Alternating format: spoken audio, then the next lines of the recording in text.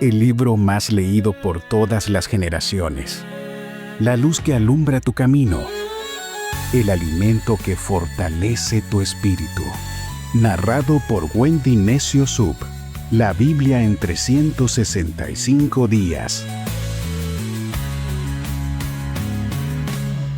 15 de febrero, bienvenidos a la Biblia en 365 días, día 46 de 365. El tema de hoy es Dios es tu defensa. A lo largo de la vida enfrentamos momentos donde sentimos que estamos bajo ataque, rodeados de desafíos o incomprendidos.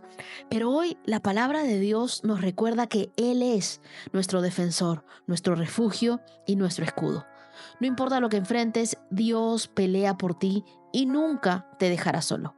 Las lecturas para el día de hoy las encontramos en Éxodo capítulo 39, verso 1, hasta el capítulo 40, verso 38.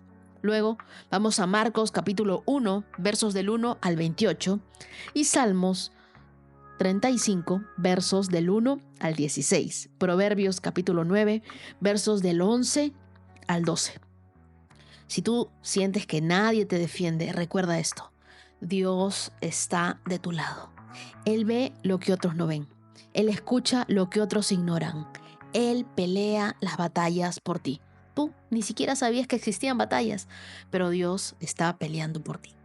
Llevamos ya 46 días sumergiéndonos en la palabra de Dios y hoy vamos a acabar el libro de Éxodo.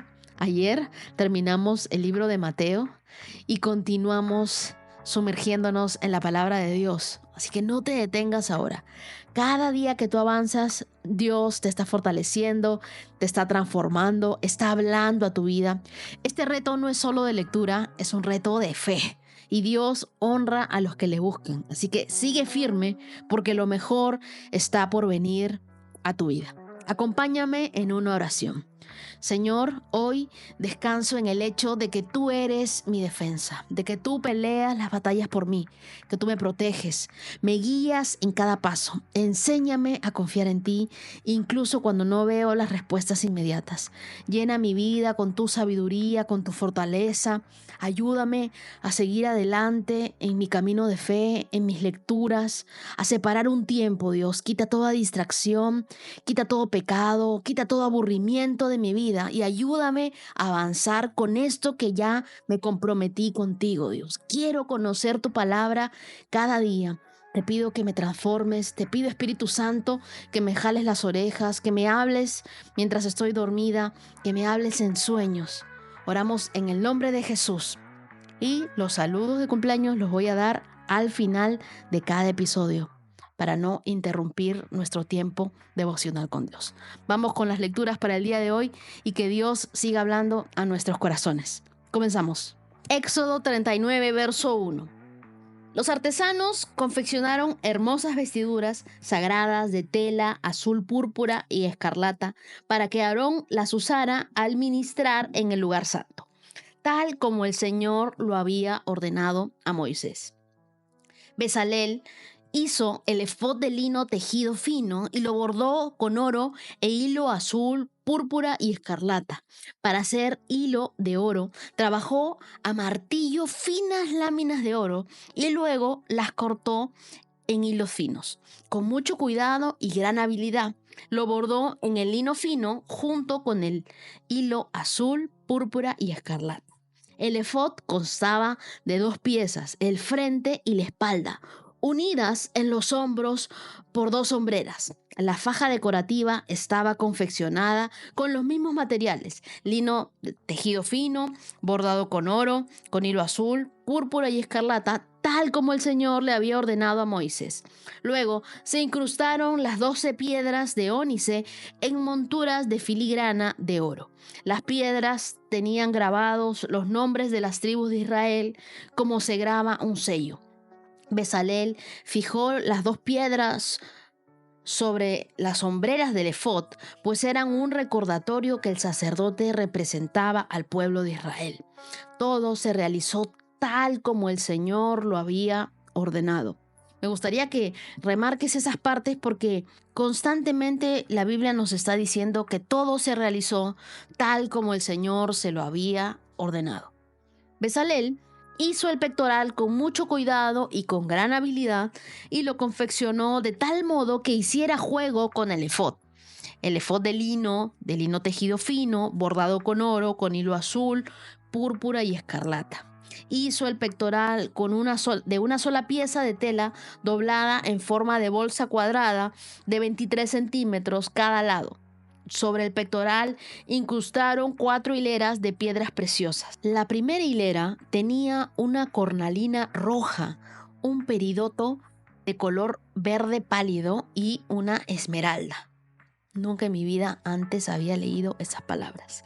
La segunda hilera estaba compuesta por una turquesa, un lapislázuli de color azul y una adularia blanca. La tercera hilera consistía de un jacinto anaranjado, un ágata y una amatista púrpura. La cuarta hilera estaba formada por un berilo azul y verde, un ónice y un jaspe verde. Todas estas piedras estaban incrustadas en filigranas de oro. Cada piedra representaba a uno de los 12 hijos de Israel y el nombre de la tribu que representaba estaba grabado en ella como un sello. Para fijar el pectoral al efod, prepararon cordones trenzados de hilo de oro puro. También hicieron 2 monturas de filigrana de oro y 2 anillos de oro y los fijaron en las esquinas superiores del pectoral. Luego ataron los 2 cordones de oro a los anillos colocados en el pectoral y también ataron los otros 2 extremos de los cordones en las monturas de oro que iban sobre las hombreras del efod. Después hicieron otros 2 anillos de oro y los fijaron en los bordes interiores del pectoral junto al efod. Luego hicieron otros 2 anillos de oro y los fijaron a la parte delantera del efod, debajo de las hombreras, justo encima del nudo donde la faja decorativa se ciñe al efod. Después sujetaron los cordones azules, los anillos inferiores del pectoral, a los anillos del efod. De ese modo, el pectoral quedaba firmemente unido al efod por encima de la faja decorativa.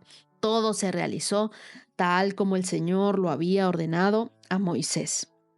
Bezalel confeccionó una sola pieza de tela azul, el manto que se usa con el efod, con una cobertura en el centro por donde Aarón pudiera meter la cabeza.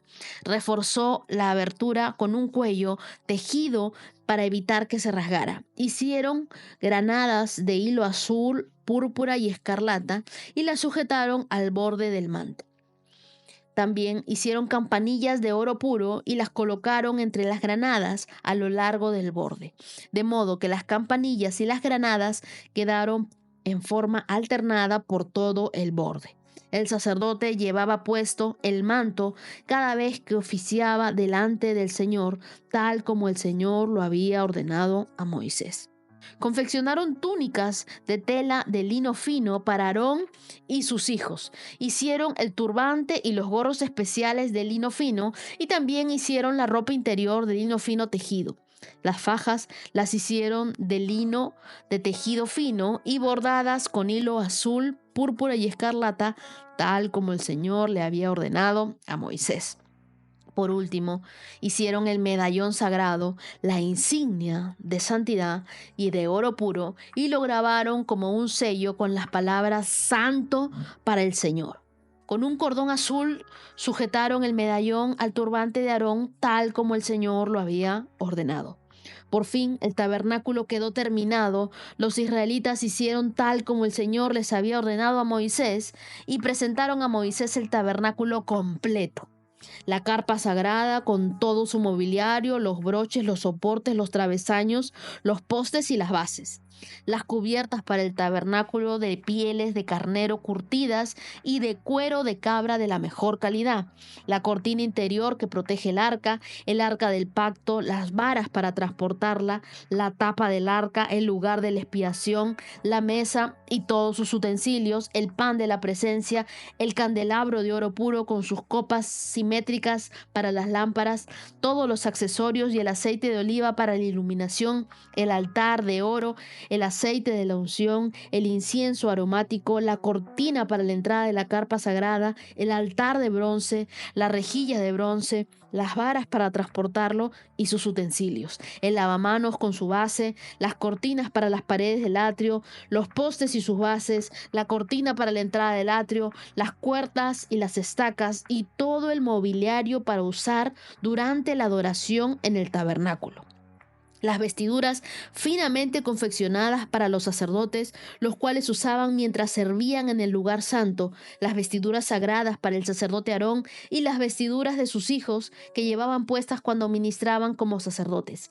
Así que los israelitas siguieron todas las instrucciones que el Señor le había dado a Moisés. Luego Moisés revisó todo el trabajo y cuando verificó que todo se había hecho a cabo tal como el Señor le había ordenado, los bendijo. Éxodo 40. Luego el Señor le dijo a Moisés: levanta el tabernáculo el primer día del nuevo año, coloca dentro del arca del pacto y cuelga la cortina interior para encerrar el arca dentro del lugar santísimo.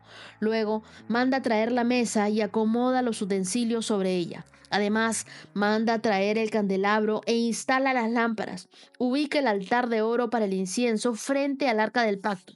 Después, cuelga las cortinas en la entrada del tabernáculo. Coloca el altar de las ofrendas quemadas delante de la entrada del tabernáculo. Pon el lavamanos entre el tabernáculo y el altar y llénalo de agua. Luego, arma el atrio alrededor de la carpa y cuelga la cortina de la entrada al atrio. Toma el aceite de la unción y unge el tabernáculo junto con todo el mobiliario a fin de consagrarlos para que queden santos. Unge el altar de las ofrendas quemadas y sus utensilios a fin de consagrarlos. Entonces el altar será completamente santo. Luego unge el lavamanos y su base a fin de consagrarlos. Lleva a Aarón y a sus hijos a la entrada del tabernáculo y lávalos con agua. Ponle a Aarón las vestiduras sagradas y úngelo, así quedará consagrado para servirme como sacerdote. Luego, haz que se acerquen sus hijos y vístelos con sus túnicas. Úngelos como ungiste a su padre, para que ellos también me sirvan como sacerdotes. Al ungirlos, los descendientes de Aarón quedan apartados para el sacerdocio por siempre, de generación en generación. Moisés hizo todo lo que el Señor le había ordenado, así que el tabernáculo fue armado el primer día del primer mes del segundo año. Y Moisés levantó el tabernáculo y primero sostuvo las bases, encajó los soportes, fijó los travesaños y colocó los postes. Luego extendió las cubiertas sobre el armazón del tabernáculo y puso las capas protectoras encima, tal como el Señor le había ordenado. Entonces tomó las tablas de piedras grabadas con las condiciones del pacto y las puso dentro del arca. Después sujetó el arca, las varas para transportarla a la tapa del arca, el lugar de la expiación, y las colocó encima. Luego llevó el arca del pacto dentro del tabernáculo y colgó la cortina interior para protegerla de la vista, tal como el Señor le había ordenado. Después, Moisés ubicó la mesa en el tabernáculo en el lado norte del lugar santo, justo fuera de la cortina interior, y acomodó sobre la mesa el pan de la presencia delante del Señor, tal como el Señor le había ordenado. Luego puso el candelabro en el tabernáculo en dirección opuesta a la mesa, en el lado sur del lugar santo. Entonces encendió las lámparas en la presencia del Señor, tal como el Señor le había ordenado, y también puso el tabernáculo, el altar de oro para el incienso en el lugar santo, delante de la cortina interior, y quemó el incienso aromático sobre el altar, tal como el Señor le había ordenado. Después colgó la cortina a la entrada del tabernáculo y ubicó el altar de las ofrendas quemadas cerca de la entrada del tabernáculo. Entonces presentó una ofrenda quemada y una ofrenda de grano sobre el altar, tal como el Señor le había ordenado. Luego Moisés instaló el lavamanos en el tabernáculo y al altar y lo llenó de agua para que los sacerdotes pudieran lavarse. Moisés, Aarón y los hijos de Aarón sacaban agua del lavamanos para lavarse las manos y los pies y se lavaban cada vez que se acercaban al altar o entraban al tabernáculo, tal como el Señor lo había ordenado. Después, Moisés colgó las cortinas que daban forma al atrio que rodea el tabernáculo y el altar. Por último, levantó la cortina de la entrada del atrio, así que por fin terminó Moisés el trabajo. Entonces la nube cubrió el tabernáculo y la gloria del Señor llenó el tabernáculo. Moisés no podía entrar en el tabernáculo porque la nube se había posado allí y la gloria del Señor llenaba el tabernáculo. Cada vez que la nube se levantaba del tabernáculo, el pueblo de Israel se ponía en marcha y la seguía. Pero si la nube no se levantaba, ellos permanecían donde estaban hasta que la nube se elevaba. Durante el día, la nube del Señor quedaba en el aire sobre el tabernáculo, y durante la noche resplandecía fuego sobre ella, de modo que toda la familia de Israel podía ver la nube. Eso mismo ocurrió durante todos sus viajes. ¿Qué les parece? Acabamos el libro de Éxodo, así que palmitas para todos. Éxodo 39 y 40 nos hablan de la gloria de Dios que llena el tabernáculo y nos muestra la conclusión de la construcción del tabernáculo, la presencia gloriosa de Dios llenando todo. Y es que cuando nosotros obedecemos a Dios con fidelidad, Él habita en medio de nosotros. Dios no bendice la perfección, sino la obediencia. Y Él le dio instrucciones a Moisés. Y lo bueno de todo esto es que siempre Moisés cumplía y hacía todo tal como el Señor le había dicho. Si Dios te ha dado una instrucción, confía. Confía en que su presencia te respaldará en lo que Él te haya llamado a hacer. Éxodo 39, entonces, versos del 1 al 31, nos habla del éxito de la obediencia. Los israelitas seguían exactamente las instrucciones de Dios a través de Moisés para hacer las vestiduras de los sacerdotes, y cada prenda tenía un significado profundo. Por ejemplo, el efod o el pectoral con piedras preciosas representaba a las 12 tribus de Israel, mostrando que el sacerdote intercedía por todo el pueblo. Luego, la lámina de oro en la mitra del sumo sacerdote decía santo para el Señor, recordándonos que nosotros somos llamados a vivir en santidad. La santidad no es un conjunto de reglas, es una postura del corazón que nos acerca a Dios. Dios nos ha llamado a todos nosotros a vivir santos. Santos no son las figuritas que nosotros tenemos o las estatuas que vemos en algún lugar, no. Dios nos ha llamado a nosotros a vivir una vida de santidad. Versos del 32 al 43 nos habla de que Dios toma en cuenta nuestra fidelidad. Los israelitas siguieron todas las instrucciones y le presentaban a Moisés todo su trabajo. Moisés lo revisaba y el verso 42 nos dice que luego de eso, de revisar su buen trabajo, los bendecía, porque habían hecho todo exactamente tal y como Dios les había dicho. Si nosotros queremos ver la gloria de Dios en nuestras vidas, debemos estar dispuestos a seguir sus instrucciones sin negociar, sin dudar, sin ponernos tercos en la instrucción de Dios a nuestras vidas. Cumplir la voluntad de Dios sin dudas y sin limitaciones. El verso 42 nos dice que Moisés aprendió la lección. Él comenzó a delegar responsabilidades. Imagínate si Moisés se hubiera puesto a hacer todos los trabajos de cada una de las vestiduras, de cada uno de los utensilios, de cada una de las cosas que se necesitaban para el tabernáculo. No hubiera acabado nunca. Entonces, de aquí también nosotros aprendemos que un buen líder revisa, delega y recompensa el buen trabajo. Dios siempre habita donde hay orden. Eso es lo que la Biblia nos habla en Éxodo 40, versos del 1 al 33. Dios instruye a Moisés sobre cómo debía levantar el tabernáculo y cómo colocar cada objeto. Entonces, nada se dejó al azar, nada se dejó a la improvisación. Dios es un Dios que tiene siempre en cuenta los detalles. Así que prioriza la voluntad de Dios y verás la presencia de Dios evidente en tu vida. Cuando Dios te mande a hacer algo, hazlo y hazlo exactamente como Dios te ha dicho. Entonces, versos del 34 al 38 dice: que la gloria del Señor llenó el tabernáculo. Y es que cuando Dios llena un lugar, todo cambia. La nube de la presencia de Dios guiaba al pueblo y ellos eran obedientes, obedientes sin desviarse, obedientes con todo. Luego eran personas santas, es decir, se habían consagrado para Dios. Luego vemos que ellos tenían orden y que en ese orden se movía la gloria de Dios. Y lo último que veo en ellos es que eran personas dependientes, dependientes de Dios. Dios habita en corazones que están dispuestos, en corazones que deciden seguirlo cada día. Hasta aquí vamos leyendo nuestros primeros 90 capítulos del Antiguo Testamento. Ahora vamos al Nuevo Testamento, al Evangelio de Marcos, capítulo 1. Esta es la buena noticia acerca de Jesús, el Mesías, el Hijo de Dios. Comenzó tal como el profeta Isaías había escrito. Mira, envío a mi mensajero delante de ti. Él preparará tu camino.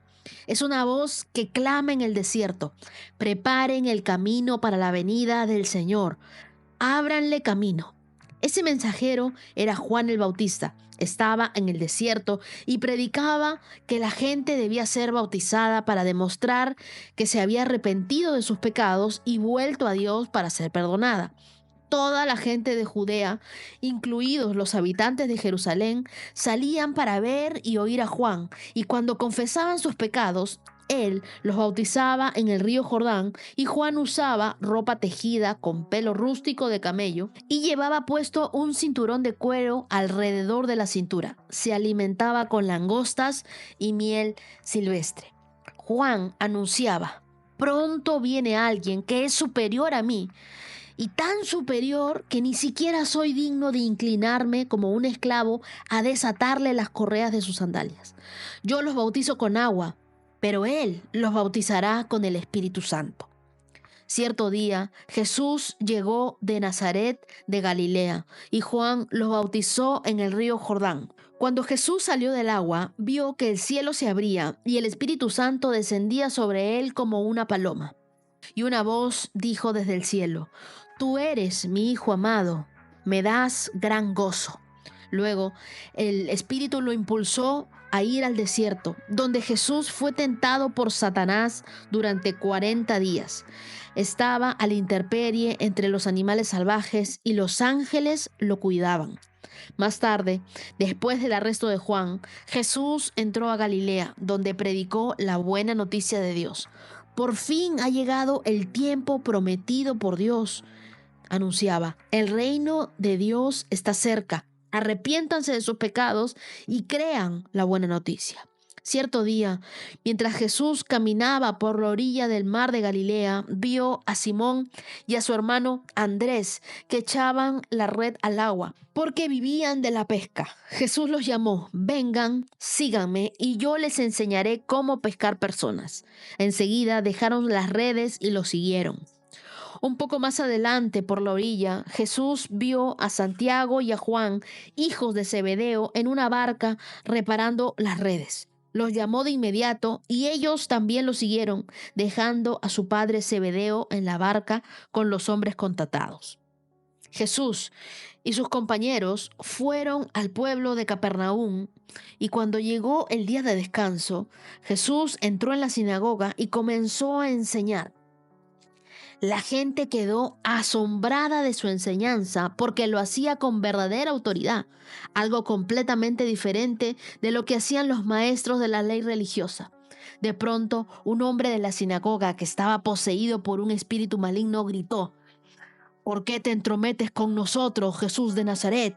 Has venido a destruirnos. Yo sé quién eres, el Santo de Dios.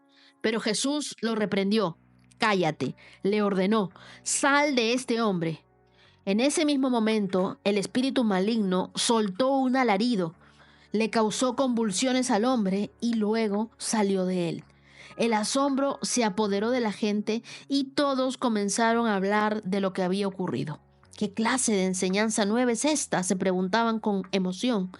Tiene tanta autoridad, hasta los espíritus malignos obedecen sus órdenes. Las noticias acerca de Jesús corrieron velozmente por toda la región de Galilea. El primer capítulo del Evangelio de Marcos nos introduce a Jesús como el Hijo de Dios, destacando el inicio del ministerio público de Jesús. Marcos quería que sus lectores supieran que Jesús es único y el verdadero Hijo de Dios. Marcos no fue uno de los 12 discípulos de Jesús, pero fue un excelente colaborador. En su evangelio vemos a un Jesús en acción. Y es este evangelio, el de Marcos, que relata más milagros de Jesús que en cualquiera de los otros 3. En este pasaje que acabamos de leer, vemos a Jesús como el Hijo de Dios, el que vino a establecer el reino de Dios aquí, el Salvador que nos llama al arrepentimiento y a una vida nueva, el Maestro que enseña con autoridad y también un Jesús que es nuestro libertador, que vence el poder de las tinieblas. Los versos del 1 al 8 de Marcos comienzan con un mensaje acerca de Jesús, el Hijo de Dios, diciendo: escuchen la voz de alguien que clama en el desierto y preparen el camino para la venida del Señor. Y es que Dios siempre prepara el camino antes de manifestar su obra. En tu vida también Dios está trabajando en los detalles antes de mostrarte tu propósito. No te desesperes. Cuando la Biblia nos habla de abrirle camino, significaba que la gente debía abandonar su manera egoísta de vivir y renunciar a sus pecados, buscar el perdón de Dios y establecer una relación con Él, creyendo y obedeciendo sus palabras. Juan el Bautista preparó el camino para Jesús, y las personas que no conocen a Jesús deben ser preparadas para encontrarse con Él. Podemos prepararles nosotros el camino explicándoles la necesidad de ser perdonadas por sus pecados, mostrándoles las enseñanzas de Cristo mediante nuestra conducta, enseñándoles cómo Jesús puede darle sentido a sus vidas. Los versos del 4 al 8 nos dicen cuando Juan bautizaba en arrepentimiento. Y el arrepentimiento no es solo remordimiento por el pasado, sino es una puerta hacia el futuro que Dios tiene para nosotros. El bautismo de Juan preparaba a las personas para recibir el mensaje de Cristo y era un bautismo que demostraba arrepentimiento, demostraba humildad, demostraba disposición para abandonar el pecado. Y yo creo que ese es el comienzo del proceso espiritual. Cuando Jesús los bautizara con el Espíritu Santo, la persona entera iba a ser transformada por el poder del Espíritu. Marcos 1, versos del 9 al 13, nos habla del momento en el que Jesús es bautizado en el Jordán y el Espíritu desciende sobre él como una paloma y se escucha una voz desde el cielo que declara: tú eres mi Hijo amado, me das gran gozo. Y es que antes de que Jesús hiciera un milagro o predicara un sermón, el Padre afirmó su identidad. Nuestra identidad en Dios no depende de lo que nosotros hacemos en esta tierra, sino de quiénes somos en Él. Algunos se preguntarán: ¿y por qué Jesús fue bautizado? Bueno, lo primero, para comenzar con su misión de llevar este mensaje de salvación. Lo segundo, para demostrar que Él respaldaba el ministerio de Juan. Lo tercero, para identificarse con nuestro pecado y nuestra humanidad. Y lo cuarto, para darnos un ejemplo, para que nosotros también hagamos lo mismo. Versos 12 y 13, el Espíritu lleva a Jesús al desierto para ser tentado por Satanás. Y es que las pruebas no son para destruirnos, sino para revelarnos nuestra dependencia total de Dios. Satanás es un ángel que se rebeló contra Dios. Es decir, es un ser real, no es un personaje simbólico. Y siempre se opone a Dios y a sus seguidores. Satanás tentó a Eva y a Adán en el Edén y la persuadió de pecar. Entonces también tentó a otros a ceder a la tentación. No tenemos que ignorar ninguna de sus maquinaciones.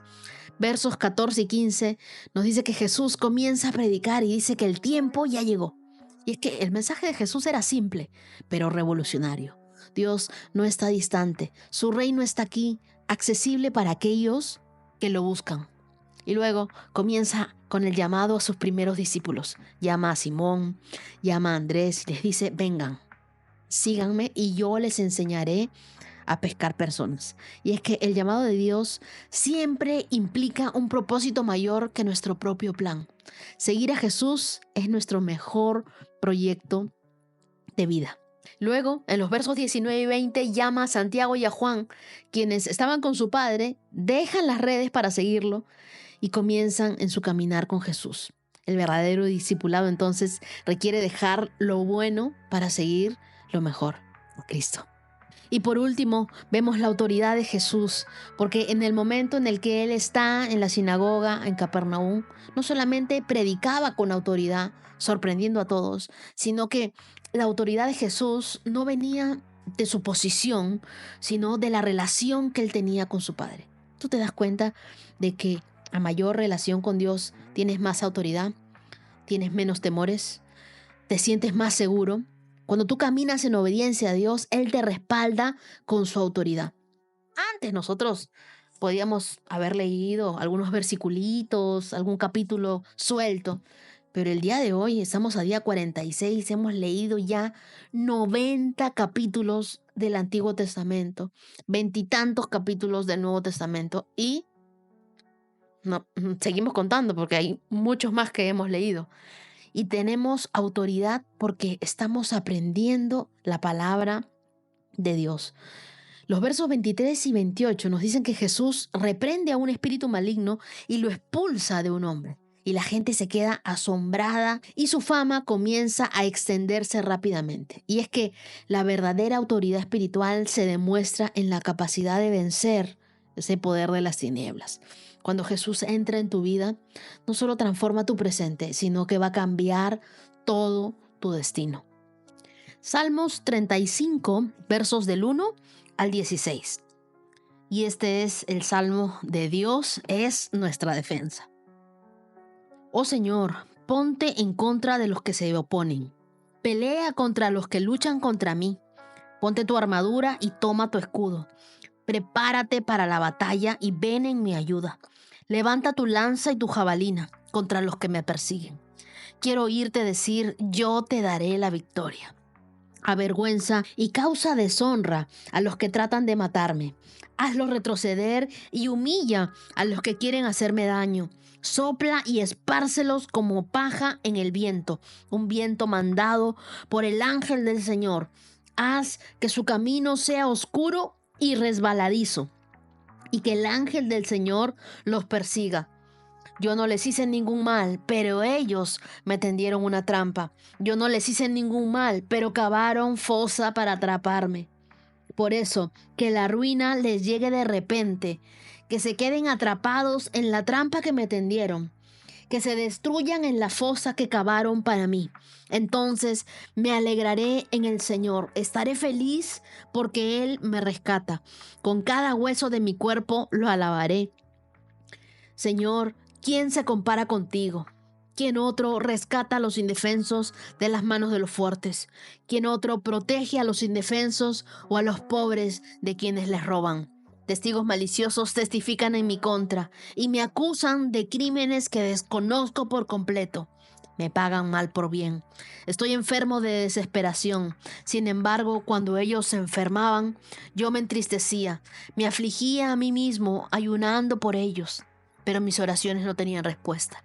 Estaba triste, como si fueran mis amigos o de mi familia, como si me lamentara por mi propia madre. Pero ahora yo estoy en dificultades, ellos se ponen contentos. Con aires de triunfo se unen en mi contra. Me ataca gente que ni siquiera conozco. Me calumnian sin cesar. Se burlan de mí y me insultan. Me gruñen. El Salmo 35 es una oración apasionada de David pidiendo protección y justicia. Y los primeros estos 16 versículos vemos a David clamando a Dios que lo defienda de sus enemigos, aquellos que lo atacaban sin razón. Este salmo me enseña que en tiempos de injusticia nosotros podemos acudir a Dios como nuestro defensor. Quiero recordarte que Dios pelea por ti, incluso cuando la batalla parece injusta. Él traerá justicia en su tiempo. Y la manera perfecta de Dios para hacer las cosas es increíble. Elige alabar a Dios aun cuando no veas respuestas inmediatas en tu vida. La traición duele, sí, pero Dios nunca te abandonará. Cuando tú te sientas rodeado por la injusticia, recuerda que Dios es tu refugio, que Dios es tu defensa. versos del 1 al 3 nos recuerdan eso. Dios es nuestro defensor. Deberías apuntarlo ahí en tu Biblia. Dios es mi defensor. Cuando enfrento injusticias, Dios es mi defensor. No necesitamos pelear nuestras batallas solos. Dios es mi defensor. Cuando confías en Dios y que Él es tu defensor, tú puedes soltar la necesidad de vengarte. Yo antes decía, no, me tengo que vengar. No. Tenemos que aprender a dejar nuestras peleas, nuestras batallas a Dios. No tienes que pelear en tus fuerzas cuando Dios ya ha declarado que Él peleará por ti y te dará la victoria. Que sean humillados y avergonzados los que intentan matarte. David comienza a decirle a Dios, Dios, por favor, me atacan sin razón. No por venganza, sino te pido por justicia. Y es que la justicia de Dios no siempre es inmediata, pero quiero recordarte que siempre es perfecta. Y si tú sabes que Dios es un Dios justo, un juez justo, cuando tú enfrentes una oposición injusta, no busques venganza. Deja que Dios se encargue. Lo mejor que tú puedes hacer es tener gratitud en medio de tus batallas. ¿Qué hizo David en el verso 9? Él elige adorar a Dios. Incluso cuando no ve respuesta, yo voy a adorar a Dios. La alabanza en medio de la batalla es la clave para la victoria. En los versos 11 y 12, David experimenta la traición de las personas a las cuales él había amado, a las cuales él había ayudado. Y ser traicionado duele. A Jesús lo traicionó Judas, pero recuerda que Dios nunca te traicionará. Él siempre estará contigo. Hay gente que paga mal por bien, pero Dios no es así. Dios siempre paga de la mejor manera. Y en los versos 15 al 16, los enemigos comienzan a atacarlo con burla, con odio. Y es que la traición revela quiénes son las personas, pero también fortalece tu confianza en Dios. Cuando tú enfrentes una traición, elige depender de Dios en lugar de responder con amargura. Nunca respondas con amargura. Deja que Dios sea tu defensa. Proverbios 9, versos 11 y 12. La sabiduría multiplica tus días y dará más años a tu vida. Si te haces sabio, serás tú quien se beneficie. Si desprecias la sabiduría, serás tú quien sufra. Este pasaje nos recuerda que la sabiduría trae bendición y vida, mientras que el desprecio a la corrección lleva a la destrucción. Dios nos ha dado libertad de elegir, pero nuestras decisiones tienen consecuencias eternas. Tus decisiones de hoy determinarán la dirección de tu vida mañana. Entonces, mientras que la sabiduría va a multiplicar tus días y te va a dar más años de vida, entonces la sabiduría no solamente nos ayuda a tomar buenas decisiones, sino que también afecta la calidad y la duración de nuestra vida. ¿Tú quieres vivir más? Pégate a la sabiduría de Dios. Cuando tú sigues la sabiduría de Dios, no solo vives más, sino que vives mejor. La sabiduría nos aleja de decisiones destructivas, nos aleja de adicciones, nos aleja de malas compañías, nos aleja de envidia, de orgullo. La sabiduría nos guía a la obediencia a Dios y eso nos trae bendición, nos trae protección. Así que vivir con sabiduría no significa que vamos a evitar todos los problemas de la vida, sino que vamos a saber cómo enfrentarlos con la dirección de Dios. Así que día 46, check. Decidimos cada día caminar en la sabiduría de Dios. Hoy, 15 de febrero, quiero darles un saludo de cumpleaños a esta hermosa comunidad de la Biblia en 365 días y quiero celebrar la vida de personas maravillosas que Dios ha bendecido con un año más de propósito, un año más de crecimiento, un año más cerca de Dios. Primero, a Gabriela Criales de Colombia, feliz cumpleaños, a Jan Hernández Carrera de Puerto Rico, a Luisa María Tavera de Sevilla, Colombia, a Frances Barquero de Puerto Rico, a Kenia Rodríguez de Carolina del Norte, a Angie Arboleda, que Dios te bendiga en este nuevo viaje de estudios a Brasil y que sea una nueva temporada de aprendizaje y crecimiento para ti. A Irma Parelo, feliz cumpleaños. A Suan Molina, un saludo muy especial para la familia Ríos Molina en Colombia. Colombia tiene un lugar muy especial en mi corazón y ustedes también. A Sagrario Vázquez, a Olga Patricia Zorrilla, a Natalie Sánchez de Valledupar, Colombia, y a Luisa Fernanda. Que Dios los colme de alegría, de salud, de bendiciones en este nuevo año. Reciban cada una de las promesas de Dios para su vida. Que este nuevo ciclo sea una oportunidad para seguir creciendo en la fe, viviendo bajo el propósito de Dios. Quiero regalarles el Salmo 24 que dice que Él concede los deseos de su corazón y haga que todos sus planes tengan éxito. Disfruten su día y recuerden que son amados por Dios y por toda esta comunidad. Bendiciones. 365 con Dios, con Wendy Necio Sub.